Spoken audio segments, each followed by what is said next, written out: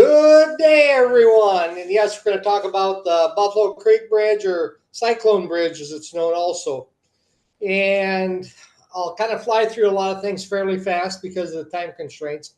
But substructures quite often are a big part of the problems on our bridges. And this is some examples of some timber piling that are in the process of failing. But a lot of times we'll use steel H-pile and encase it in concrete. And over the years, I've had issues with the encasements rotting off. That particular bridge there in front of us right now is one that I built about 1996. And we encased the piling, and you can see what the waters have done to our encasements. And since I built the bridge, the thought goes through my mind, I got to start building things so I don't have to come back in and repair them.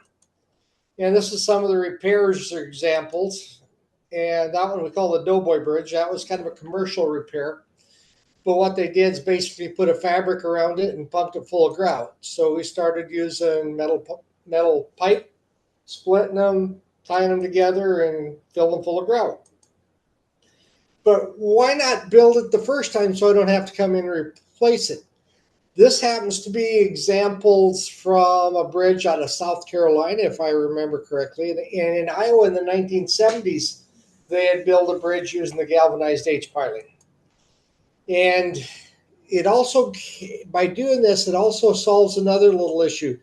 This happens to be a bridge from here in Northeast Iowa, not Buchanan County, but the salt started getting underneath the abutments and was able to attack the H-piling underneath the abutment. Now, this gets to be a little more challenging to come back in and do repairs on something like this.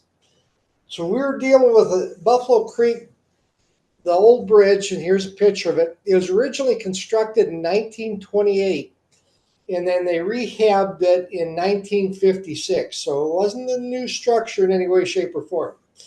And if you look at the bottom part of that pier, you can see where a lot of the problems are. That concrete's just going to pieces. Now, the sad part of it is the people that drove across this bridge every day, why are you replacing a perfectly good bridge? Well, they don't really see what's going on. They just see the little world that they live in. And you can kind of see some of the issues. Here's one of the abutments. You can see how it actually is cracked and is shifting down. So another issue we had with this particular bridge is that barrier rail would hide the vehicles. And so when you're sitting in a paved road that ties into the side of it, even if you're at your stop sign, you couldn't always see the vehicles coming decent. So tried to get the same basic view, but you can see there's a vehicle up on there with the open barrier rail. It's a little bit better. And here was one of the other questions on that particular bridge that they were calling it fracture critical. And that's a good discussion. My answer is there was some redundancy in there, but that's a whole different argument. One of the things we did on this bridge, and the video is available, is we put up a construction camera. So if you go to the Buchanan County, Iowa secondary roads, you'll find links to actually watch the entire construction of this bridge. And we started again with the removal.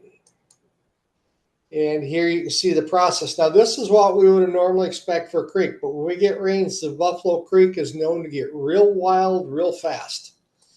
Now, we use integral abutments on these. So what happens is we'll pre-drill the holes for the H-piling, then drive the H-piling, then fill it full of bentonite. And that's how we can get some movement into those abutments and manage to live with even this little over 200-foot bridge having the integral abutments. Here's a picture of the galvanized H-piling. We galvanized and coated them cardinal red. Now, the study that came out of Iowa State says the galvanizing in itself will get me 100-year life out of that.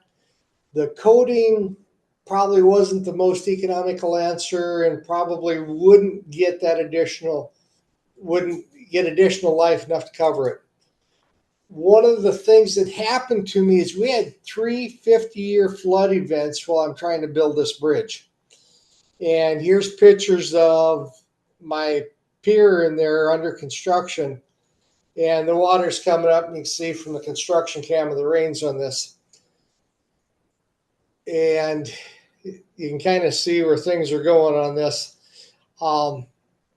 Because we didn't have to build cofferdams on this bridge, we had it open December 24th, 2018.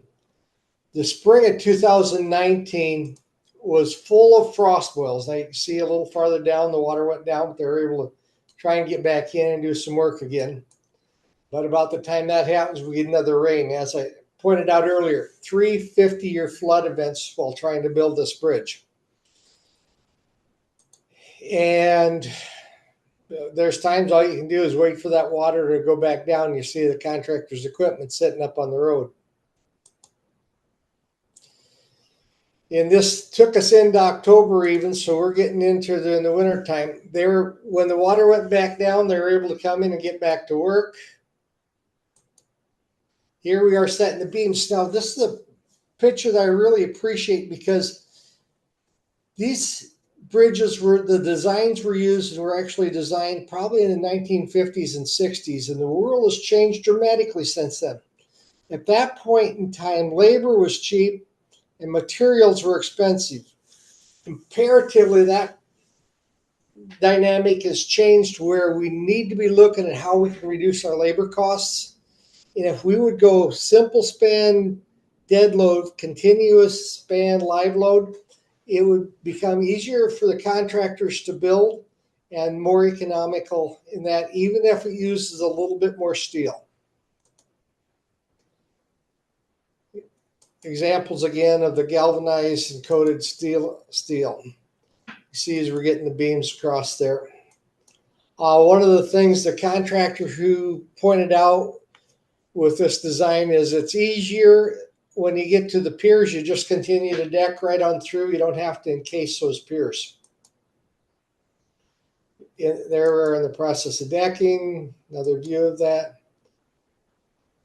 And yeah, as you can see, we're tying steel in the snow now because October timeframes in Iowa, it's not unusual to be getting snow, or it happens, and it did the fall of 2018 there. And then they had to wait a little bit for some warmer weather to finish it. You can see the tarping on the side, and that's what they're putting up there.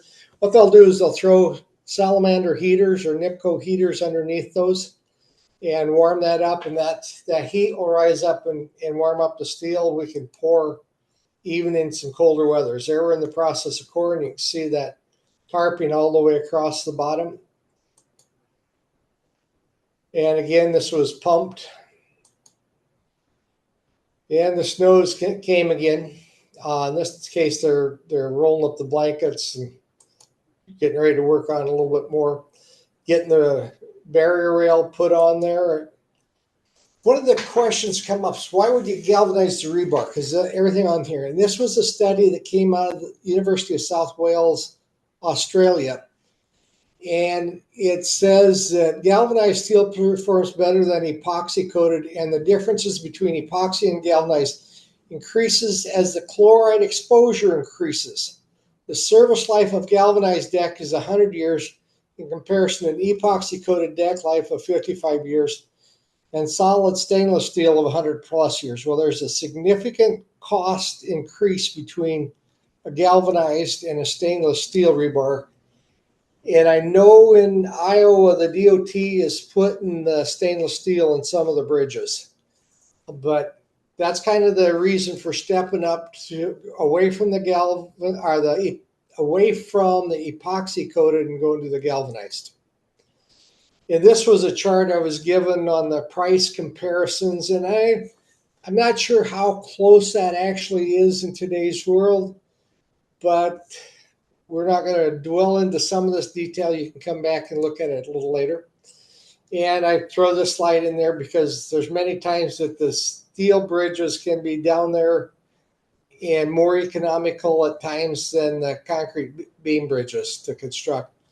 And in many ways, they are easier. Here's some, again, cost comparisons coming out of Missouri. And a little bit more about this particular bridge. I'll throw a lot of details out there, but for the sake of time, I don't dare spend too much time on them. But you can see that this particular bridge was about $1.4 million, and we're building them all 40 foot wide, and this was a little over 200 feet long, my memory.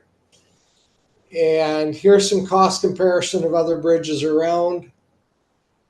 And you can see that the costs, I'm running a little higher than some of the others, but I was doing a whole lot more things to it to try and get the longer life than some of the other designs, some of the other counties, excuse me.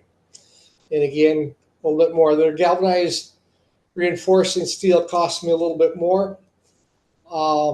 And so, like I said, I'm running higher than average, but there's another factor to consider, and here's the fact that the contractors weren't accustomed to doing some of this, and the supply chain hadn't developed as much for it. So there are some other reasons going on.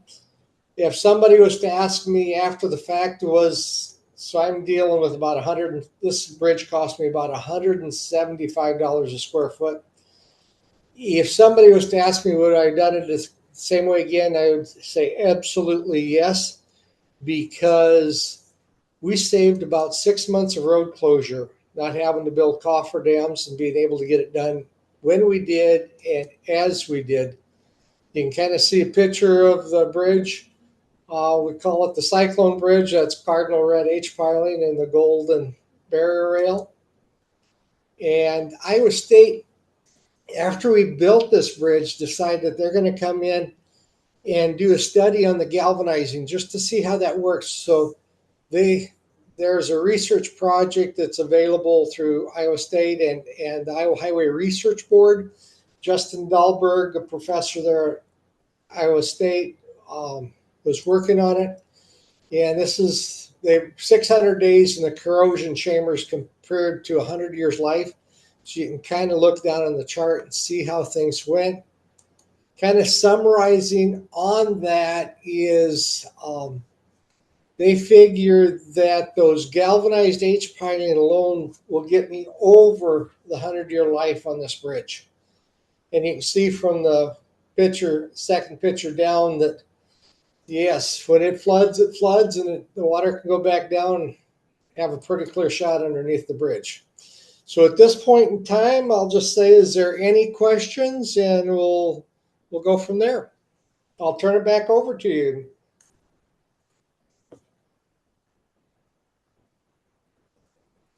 Hello?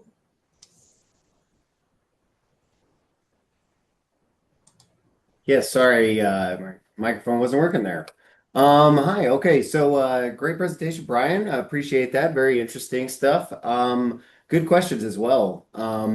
Just one question came up if you wanted to answer a little bit more, just about study of galvanized and paint in soil. I did send some more information within the Q&A, so definitely look up that. If you have any other questions for Brian, we'll definitely put up his contact information later. But I think right now we will go ahead and kick it over to, I believe Jeff Blue is our next presentation.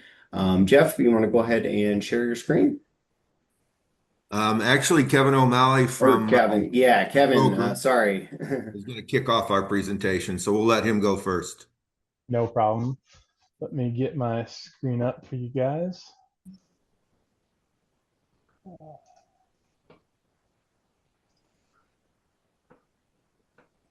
right, perfect. Yeah, we can see it. All right, thank you, Kevin. The floor is yours. Awesome. Well, good afternoon, everyone. Thank you for taking some time out of your day today. My name is Kevin O'Malley. I'm a product specialist and outside sales rep for the Will Group. And we are the Valmont U-Beam rep in Illinois, Missouri, Indiana, and Wisconsin. Today, we're going to dive into a solution that's growing across the country, which is the press brake tub girder.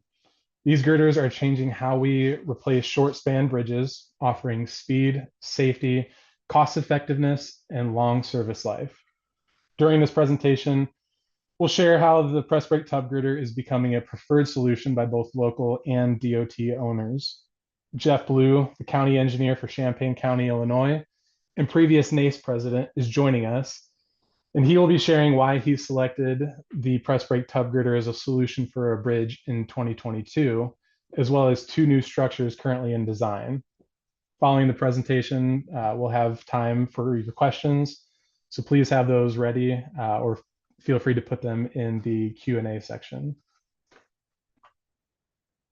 Really briefly, Valmont Industries was founded in 1946 in Valley, Nebraska. They are the world's largest manufacturer of engineered poles and a recognized global leader in water management solutions for agriculture. At its heart, Valmont is a steel products fabricator. Valmont's version of the press brake tub girder, the U-beam, is fabricated and coated in much the same manner as poles, thus a great product fit for its core abilities. Valmont Structures maintains AISC Intermediate Bridge Fabricator certification, enabling them to fabricate bridge components requiring camber and field splicing. That designation puts Valmont in a select group of fabricators to provide a reputable and consistent product to the bridge community. The lightweight, prefabricated press brake tub girder addresses many of the logistical and safety challenges commonly associated with traditional girders. It offers significant equipment savings and the ability to transport multiple beams on a standard flatbed. Contractors can safely work inside the tub girder with minimal fall protection requirements, and each beam arrives with all shear studs and forming hardware pre-welded and fully galvanized. Ultimately, the press brake tub girder offers a safer, more efficient, and cost-effective solution for bridge construction.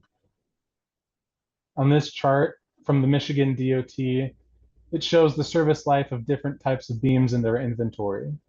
While steel beams are achieving the bare minimum 75-year service life, concrete beams are falling well short at a 50-year average service life. What you're looking at here is a galvanized press brake tub girder. The design simplifies installation. The beam is lighter, requires smaller machinery, and ships multiple beams on one truck, saving on logistics and staging costs.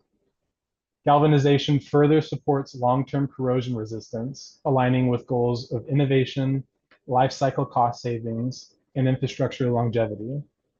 This beam is not just field proven, it is now AASHTO approved.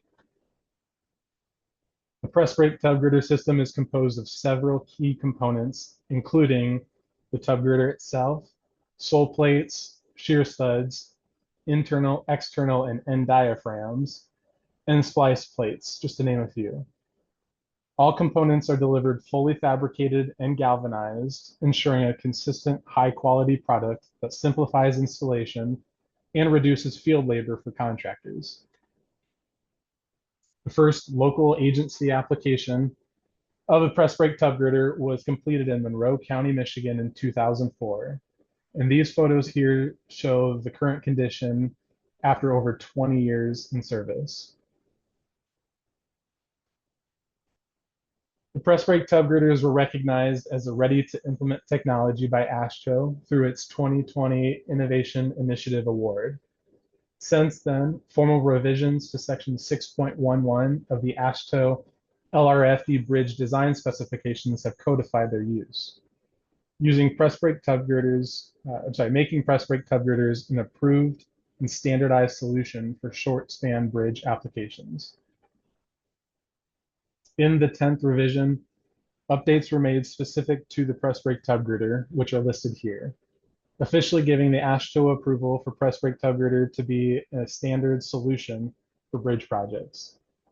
Since this revision, many DOTs have taken the step to give their approval for both on and off system routes, and many are in the process of adding the press brake tub girder to their bridge design manuals. The Short Span Steel Bridge Alliance has played a leading role in advancing the press brake tough girder technology and in educating engineers and owners on its benefits. Their website offers a wide range of technical resources to support the implementation of this innovative solution. Prior to AASHTO's official approval, the press brake tub girder has been adopted and installed in many states across the U.S. There are now 23 states that have installed tub girder bridges, and that list is growing every year. In 2025 alone, 4 new states installed press brake tub girder bridges. So Valmont has invested a $20 million into a purpose-built fabrication facility in Jasper, Tennessee. This state-of-the-art plant is fully operational, featuring new equipment and certified under AISC's intermediate bridge fabricator standards. The facility houses one of the world's largest single tandem press brake, which is 60 feet in length, and it has a 2,000-ton capacity.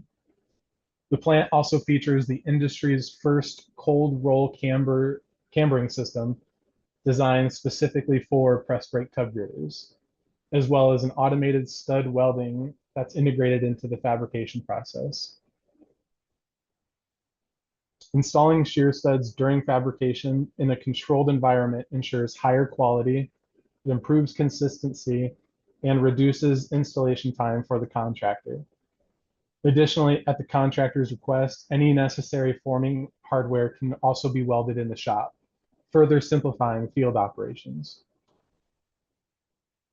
Valmont is also a certified coatings applicator and offers multiple corrosion protection options for the U-beam. The most efficient option, which is hot dip galvanizing, provides the most robust and maintenance-free protection essential for achieving a 100-year service life. Shown here are the 5 standard U-beam depths offered by Valmont.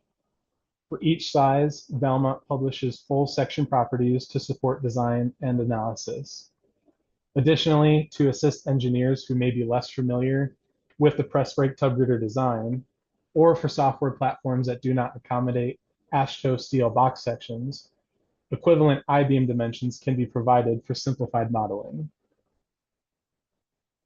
As mentioned earlier, Valmont's press brake limits individual tub girder sections to 58 feet in length, but the press brake tub girders can accommodate spans up to 100 feet using a standardized bolted splice connection as shown here. We know that inspection is an important element to owning a bridge inventory. And we know owners want to inspect their bridges, or they need to inspect their bridges at a minimum every 2 years. Therefore, a graded inspection hatch at one or both ends provides visual access, and 2 1.5-inch weep holes at each end allow drainage. The inspection hatch and the weep holes are covered and have a wire mesh to prevent vermin from nesting. Inspectors can simply swivel the inspection hatch cover, which is shown here, and visually inspect the inside of the tub girder. Additionally, an electromagnetic gauge can be used from the outside of the beam to measure the coating thickness and the base metal thickness. Press brake tub girder fabrication processes are all specified by the AASHTO LRFD bridge construction specifications. There's nothing new here. These processes have been used for all steel beam bridges since AASHTO's inceptions. Valmont has simply made steel beams simple. So a press brake tub girder bridge with a cast-in-place concrete deck is often the most cost-effective solution. Once the girders are delivered and set in place, the deck can typically be completed within 1 week. If speed of construction is desired, Valmont also offers a precast deck beam solution. As little or as much precasting can be done as desired. For example, this beam includes the back walls already cast onto the beam. And finally, the press brake tub girders can accommodate an additional solution in transverse full depth panels. Belmont also offers its own engineering services division to help customers design the most economical U-beam solution. Additionally, Valmont can provide stamped engineering, shop drawings, and load ratings for your specific truck configurations upon request. Valmont, in partnership with the SSSBA, has developed and published a free Excel-based design tool to support the use of press brake tub girders across the US. This tool is tailored to accommodate AASHTO design requirements and provides consultants with recommended tub sizes, spacing, and overhang configurations. Our goal is to offer greater design flexibility and streamline the preliminary design process for stakeholders considering press brake tub girder solutions. This design tool is available upon request through your local U-beam representative. Forming for the concrete deck is fast and easy with no field welding. Press brake tub girders are cambered to the exact dead load deflection and profile of the roadway. No welding and no surveying is required before the formwork is placed. Job site safety is a top priority. Unlike other steel options, U-beam allows contractors to use the bottom of the tub as the walking surface. This enclosed configuration minimizes fall exposure and reduces the need for extensive fall protection equipment that can impede productivity. With the U-beam, we eliminate environmental challenges by performing all critical field welding in a controlled shop environment using dedicated certified welders. This approach ensures a higher level of quality, consistency, and efficiency compared to field welding. Unlike traditional heavy bridge beams, which are typically handled only once due to safety and logistical concerns, press brake tub girders offer far greater flexibility in staging and handling. Oftentimes, on single span bridges, all components arrive on a single truck. They can be moved using standard equipment commonly found in a contractor's yard, and the beams are often set in place within a single day, dramatically streamlining installation schedules. So with the 10th revision of the AASHTO bridge design specifications, the press brake tub girder has been officially approved and standardized by AASHTO. And press brake tub girders are not only extending the service life of structures, they are also providing installation savings to owners and contractors. Now, to share why he has looked to the press brake tub girder as a solution is Jeff Blue. Jeff has over 32 years as a county engineer, both in Waseca County, Minnesota, and Champaign County, Illinois. Passionate about innovative, durable, and cost-effective bridge solutions, he championed the first press brake tub girder in Illinois.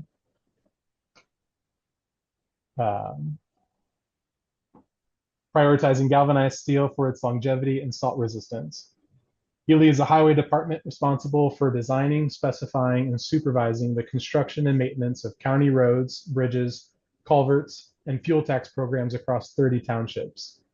Jeff is a past president of the National Association of County Engineers and continues to be involved in that administration. In addition, Jeff is an innovative solution leader of transportation engineers across the country.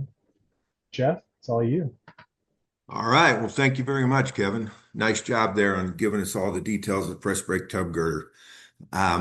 Like Kevin said, we've done one press brake tub girder in our county on a township road, and we have two others that are currently in design. And I've got a little kind of an outline here of what we're going to talk about today during my 15 minutes here.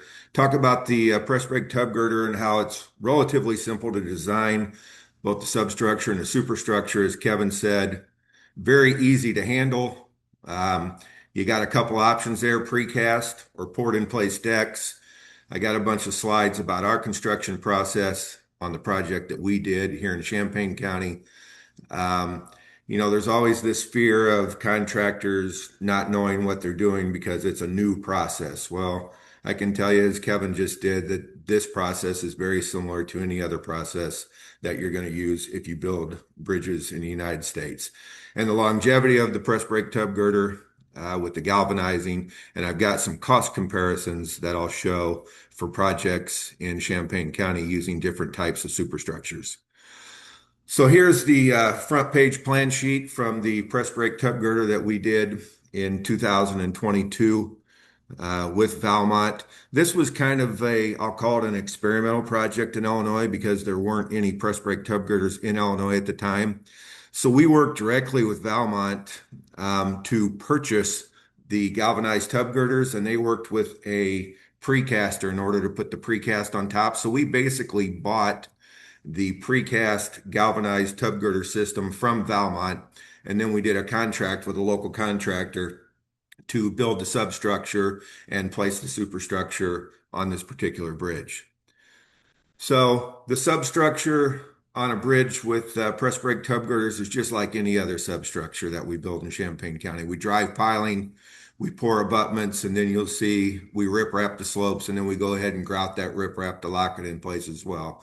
So any construction project you walk out onto in Champaign County on a low volume road is going to look very similar to this before the superstructure is brought in and placed in place. So here's a plan sheet from that substructure. You can see we just did a simple abutment on top of 5 metal shell piling and some dog-eared wing walls on that as well. So just the same kind of substructure we're going to build regardless of the type of superstructure we're using in Champaign. So like I said, we got the galvanized tub girders delivered. We had 4 of them that were delivered from Valmont to our precaster. And they just set them down in their yard and waited for them to put the precast tops on top of them. So we did use the precast option on this particular project. Here's a picture of the precast on top of the galvanized tub girder sitting in the yard at the precaster. You see they're just sitting there on top of the galvanized tub girder. We got some rebar coming out of the sides there to fill up that closure pour, but it was precast by McCann Concrete in Southern Illinois. And here's just a sheet of the actual superstructure. You see we had 4 of the galvanized tub girders with the precast deck on top of them. We have a 26-foot 8-inch wide deck, 24-inch U-beams on 6-foot 8-inch spacings. So very simple design, very simple to construct. Got some photos here of the construction process. Obviously, on this project, when you put a precast deck on top of these galvanized tub girders, you're speeding up the process of actually putting them together, but obviously you have to bring in some heavier equipment. So they had to bring in a crane in order to set these beams.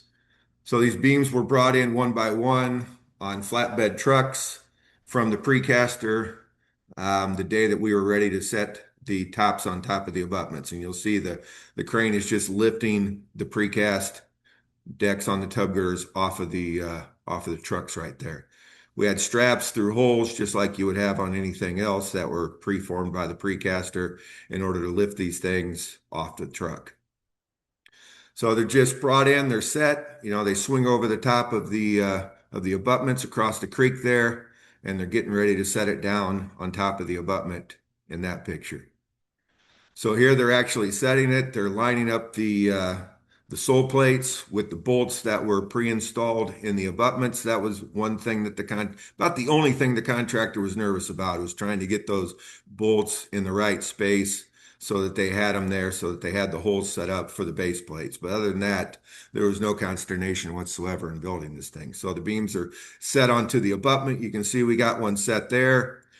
We're getting ready to set the second one.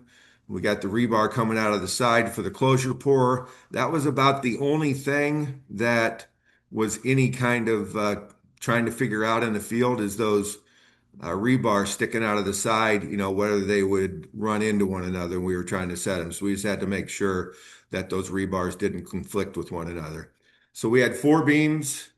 We set all these beams in one day very easily. I believe they came in early morning, and by around lunchtime or a little bit after lunch, we were eating pizza up on the deck. So a real quick process to set these things in place. We did a closure pour between them, as you have to do in all these precast.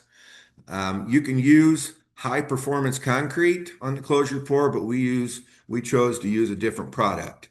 And I got a picture of that here in just a second, but this just shows the simplicity of putting the closure material in the closure pour. They had it in wheelbarrows. They dumped it into the closure pour and they troweled it off and it was ready to go. So we set the beams one day, we poured the closure pour the next day. And this is the product that we used. It's called Transpo. It's a polymer concrete liquid component that they mix right on site.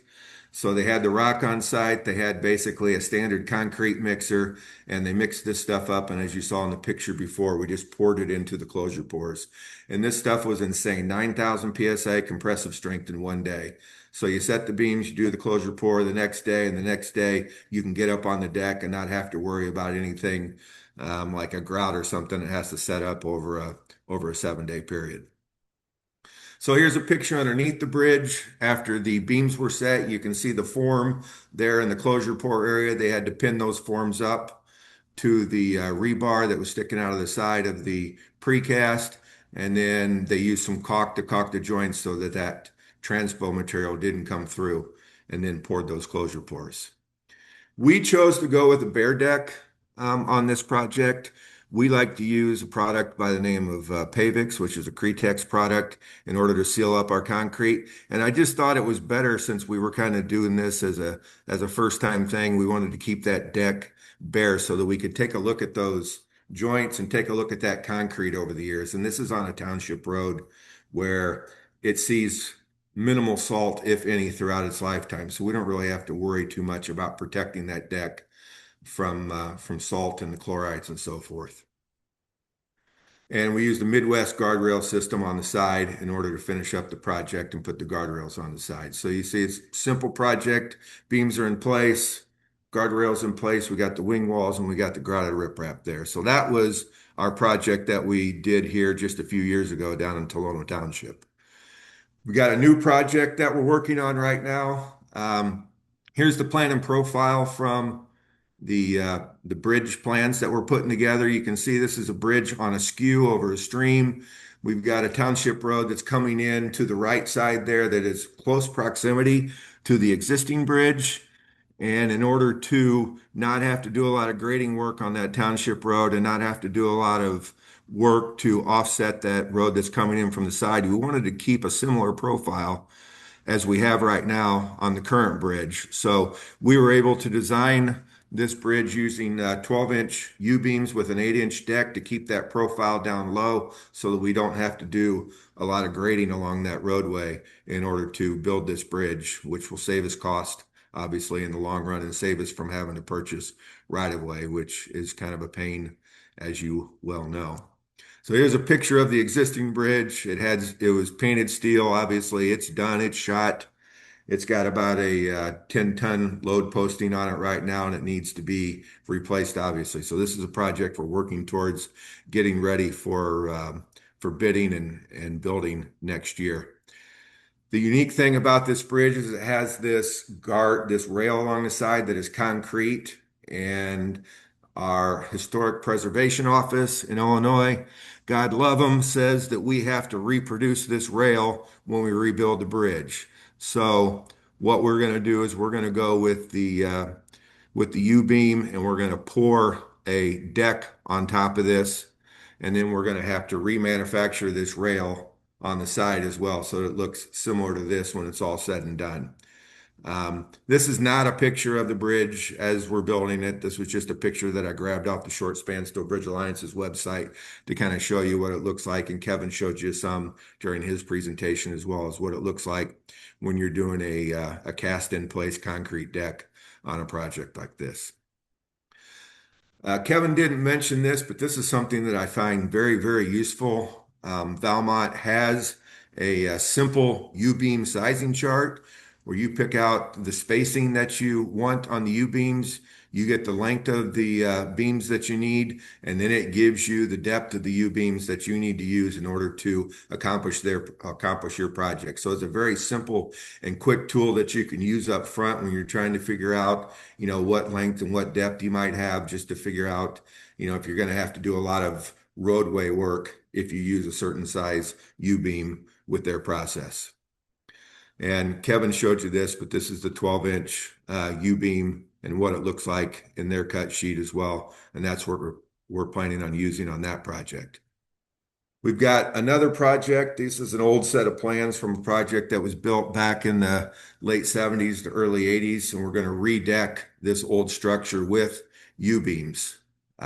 This is a project that was built, say, 40 to 50 years ago. It had precast, pre-stressed concrete deck beams on it. Those are shot. They've seen the better side of their life and they need to be removed, and we need to replace the deck. The substructure is still in really good shape. You can see here the substructure.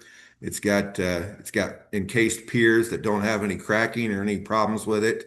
But we got those old, I'm going to call those waffle beams, whatever you want to call them, that need to be, I guess they weren't, they're just precast. They're not pre-stressed. They're the old precast beams, but those start peeling off on the bottom and start having problems, and you got to get rid of them so that you don't have to put a load rating on a bridge like this.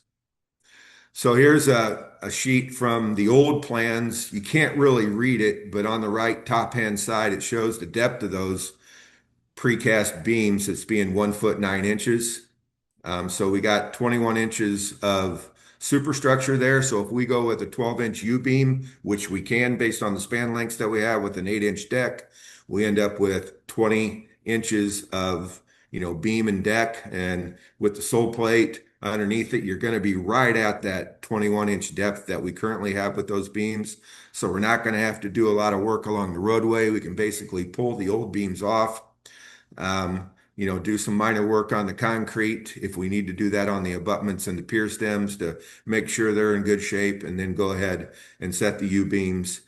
On this project, we're going to design it as a precast deck, but we're going to put a note in the plans that if the contractor desires to do precast instead of poured in place, I think I said we're going to design it as a precast. We're going to design it as poured in place, but we're going to put in the notes that the designer or the contractor wants to use precast, that we will allow them to do that at the same cost if that's their desire to do it in that fashion instead of pouring the deck on site. So here's a little slide, and I've updated this. I've used this a few times in different presentations about most long-term bang for your buck. And these are superstructure costs only. These are not total costs for a bridge, because there's so many different variables that you have when you're building a bridge. But our precast pre-stressed deck beams in Champaign County are running about $120 per square foot, and that's delivered and set and grouted and ready to rock and roll.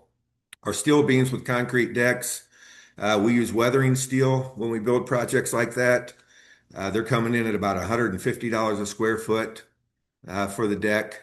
You can see the expected life on those precast beams. I'm still using 50 years. I don't think we're going to get any more out of that. With our weathering steel, we're looking at approximately a 75-year life.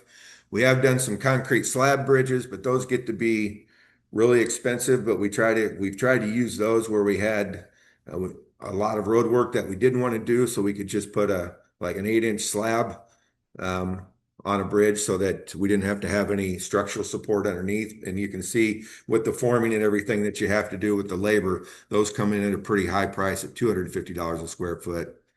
And the galvanized press brake tub girder with concrete deck, we're looking at about $150 per square foot as well. So a little higher than the precast pre-stressed deck beams, similar cost to your weathering steel, and I do believe, as Brian was saying in his earlier presentation, that if you put galvanized rebar in your deck, you do a good job of making sure your concrete is within spec, and you use your galvanized tub girders, you're definitely looking at a 100-year life out of these tub girder bridges. So if you look at your overall cost in a lifespan or a life cycle cost, $150 a square foot over a 100-year life gets you a pretty good value for your money there. So some takeaways from what I talked about here in my 15 minutes is, these are relatively simple design. There's nothing fancy here. As Kevin said, it's all AASHTO approved. The substructures are the same as any other bridge. The superstructures, we've done some in-house. We're using a consultant on one. The one where we're doing the new bridge next to the township road, we're actually working with Guy Nelson and the Valmont engineering team, and they're going to do the superstructure design with the press brake tub girder. We're going to do the substructure design, and we're going to put those two together, and we're going to bid it. So that's definitely an option as well if you don't have anybody that feels comfortable doing the superstructure design at this time. But these tub girders are easy to handle, especially as Kevin said, if you're just bringing them in and setting them down and putting a deck on top of them in place. I found on their website anywhere from 100 to 150 pounds per linear foot. So obviously you don't have to have a gigantic crane on site in order to set these things. You got choices. You can precast it or you can pour it in place. The construction process is simple and quick. As you saw, we set the beams and did the closure pour in 2 days. So that's a very, very quick process. And this whole idea that there's a fear of new construction process from contractors, what we did to alleviate that was we had a pre-bid meeting with all the contractors in our area that were possibly going to bid on this project, brought them in. Guy Nelson from Valmont came down, did a little presentation about how simple these projects are, and they felt a lot better about bidding on the project when we put it out for bids. Your longevity, it's a long time, whether it's 100 years or it's 120 years, that's a long time. None of us are going to be around most likely when these bridges wear out. So, and the cost comparisons, as I showed, similar systems, but longer longevity, as I talked about above. So I want to thank you for your time. Again, Jeff Blue, there's my contact information. If you have any questions about designing or building these press brake tub girders, that's my email address. Feel free to shoot me an email and I'll try to get back to you as quickly as I can. So thank you for listening, and I appreciate the opportunity from the Short Span Steel Bridge Alliance to talk about my projects here in Champaign County.